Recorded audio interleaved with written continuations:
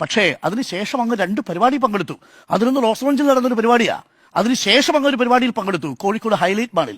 ആ പരിപാടിയെക്കുറിച്ചാണ് മാധു നേരത്തെ സൂചിപ്പിച്ചത്. ഏതാ കടയുടെ പേരെന്നറിയാമോ? ബൈമി കോഫി എന്ന് പറയുന്ന ഒരു കാപ്പിക്കട ഉദ്ഘാടനം ചെയ്യാൻ പോയി.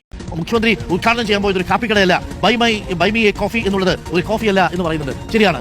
അതിൽ മുഖ്യമന്ത്രിയുടെ ഈ VIP മൂവ്മെന്റിന്റെ രജിസ്റ്ററാണ് എനിക്ക് കിട്ടിയത്. കിട്ടിയ സമയത്താണ് ഞാനത് പറഞ്ഞത്. അതിന് മുമ്പ് നമുക്ക് അതിനെക്കുറിച്ചുള്ള ധാരണ ഉണ്ടായിരുന്നില്ല. അപ്പോൾ നമ്മൾ ആ പേര് ബൈമി കോഫി എന്ന് കണ്ടപ്പോൾ അത് കോഫി ഷോപ്പ് ആയിരിക്കും എന്നാണ് തെറ്റിദ്ധരിച്ചത്. അത് കോഫി ഷോപ്പല്ല. ഞാൻ ബൈമിയെ കോഫി എന്ന് കണ്ടപ്പോഴേക്കും അരുണും മാധുവും കൂടി ചേർന്ന് കാള പെറ്റു എന്ന് കേട്ട ഉടനെ കയറെടുത്തു എന്ന് പറഞ്ഞ പോലെ അതിന് വിശദീകരണം നൽകിയ മൊട്ട അരുൺ എന്ന് പറയുന്ന കാട്ടുകള്ളം വീരപ്പൻ്റെ വിദഗ്ധൻ്റെ രണ്ടാമത്തെ വീഡിയോ ആണ് നിങ്ങൾ രണ്ടാമത് കണ്ടത്. എന്താ പറയുന്നത്?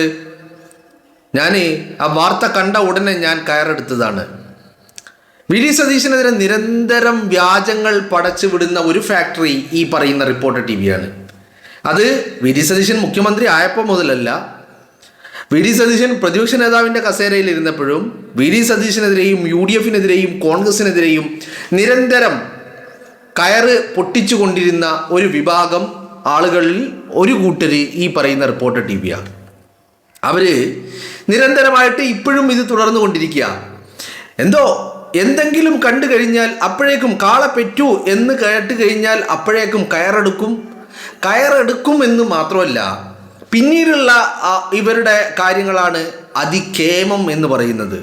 കാള പെറ്റു എന്ന് കേട്ടപ്പോൾ കയറെടുത്ു മാത്രമല്ല, നേരെ പോയി പശുക്കുട്ടി, ഈ പറയുന്ന പശുക്കുട്ടിയല്ല കാളക്കുട്ടി, കാള പെറ്റ കുട്ടിയുണ്ടല്ലോ, ആ കിടാവ് അത് ആണാണോ പെണ്ണാണോ, അതിൻ്റെ കളർ ഏതാണ്, അതിൻ്റെ ചന്തം എങ്ങനെയൊക്കെയാണ്, അതിൻ്റെ രൂപം ഏതൊക്കെ രീതിയിലാണ് എന്നൊക്കെയുള്ള വലിയ വർണ്ണനങ്ങളും വിവരിക്കലുമൊക്കെ ഉണ്ടാകും.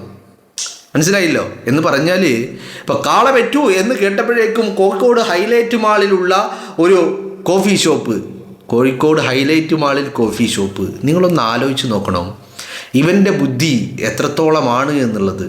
എന്ന് പറഞ്ഞാൽ ഒരു ഉളുപ്പിച്ചിരി വേണ്ടേ? പച്ച നുണ വിളിച്ചു പറയാ.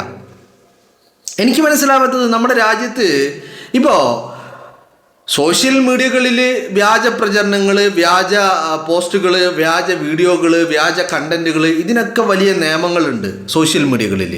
എന്നാൽ ഞാൻ ചോദിക്കുന്നത്, ഈ രാജ്യത്ത് പ്രവർത്തിക്കുന്ന ഒരു സാറ്റലൈറ്റ് ചാനൽ, ആ ചാനലിൽ പച്ച നുണ പറയുന്നതിന് യാതൊരു പരിമിതികളുമില്ല, വ്യാജങ്ങൾ പടച്ചു വിടുന്നതിന് പരിമിതികളൊന്നുമില്ലേ?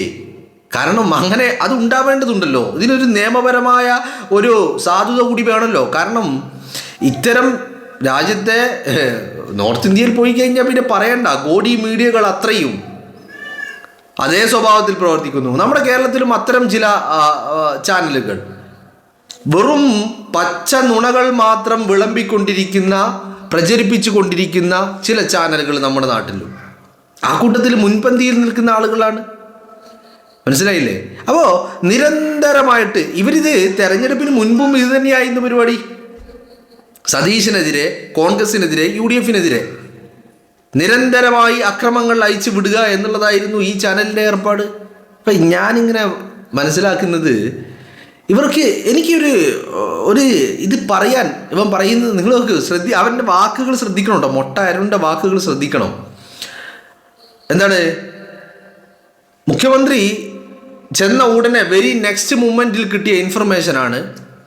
അതുകൊണ്ട് അതിനെക്കുറിച്ച് വലിയ ധാരണയുണ്ടായിരുന്നില്ല. എന്താ ഈ ധാരണ ഉണ്ടായിരുന്നില്ല എന്ന് പറഞ്ഞാൽ, ഇവൻ പൊട്ടനാണ് എന്ന്, ഇവൻക്ക് അറിവില്ല എന്ന്, അതാണ് അവൻ പറയുന്നത്. ധാരണ ഉണ്ടായിരുന്നില്ല എന്ന്. എന്നിട്ട് അപ്പോൾ ഈ ധാരണകൾ, ഈ മാധ്യമ സ്ഥാപനം എന്നൊക്കെ പറയുമ്പോൾ ഒരു ജെന്യൂനിറ്റി ഉണ്ടല്ലോ.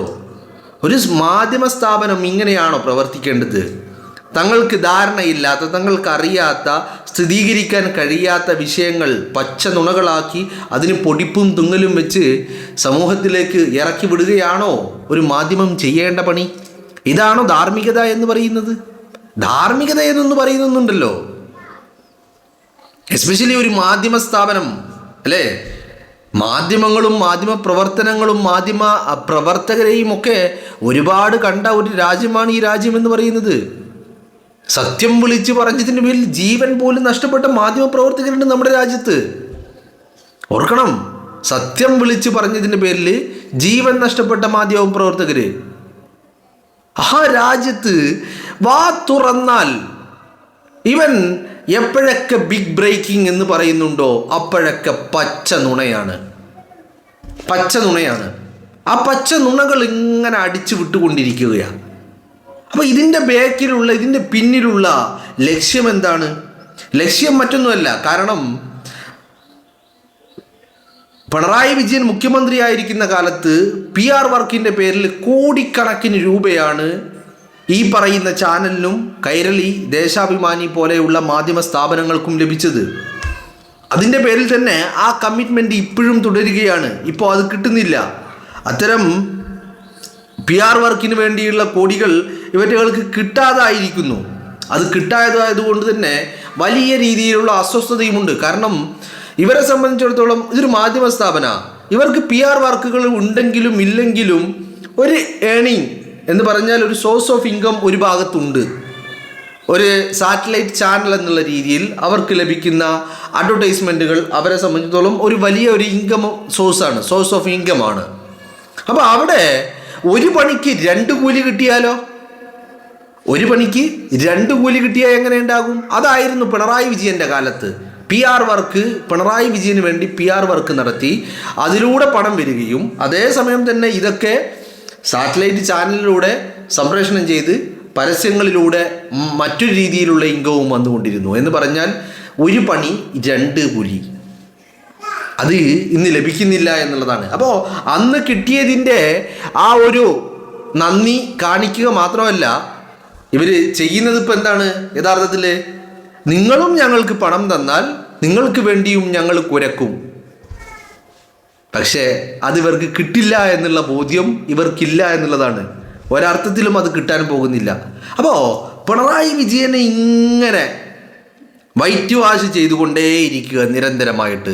അതിനുവേണ്ടി എന്ത് കളവും വ്യാജവും പച്ച നുണയും പടച്ചു വിടാൻ മടിയില്ലാത്ത, അതിന് ഒരു ധാർമ്മികതയുടെ വശം പോലും ചിന്തിക്കാത്ത, പച്ച നുണകൾ വിളിച്ചു പറയുന്നതിന് ഒരു എന്താ പറയേണ്ടത്, മാധ്യമ സ്ഥാപനമാകുമ്പോൾ ഉണ്ടാകുന്ന ഒരു ചലിപ്പുണ്ടാകുമല്ലോ, ഒരു വ്യക്തിക്ക് ഉണ്ടായില്ലെങ്കിലും ഒരു സ്ഥാപനത്തിന് അതിൻ്റെതായ ഒരു മൊറാലിറ്റി ഉണ്ടാകുമല്ലോ, അതുപോലും കാണിക്കാതെ പച്ച നുണകൾ ഇങ്ങനെ വിളിച്ചു പറയുക.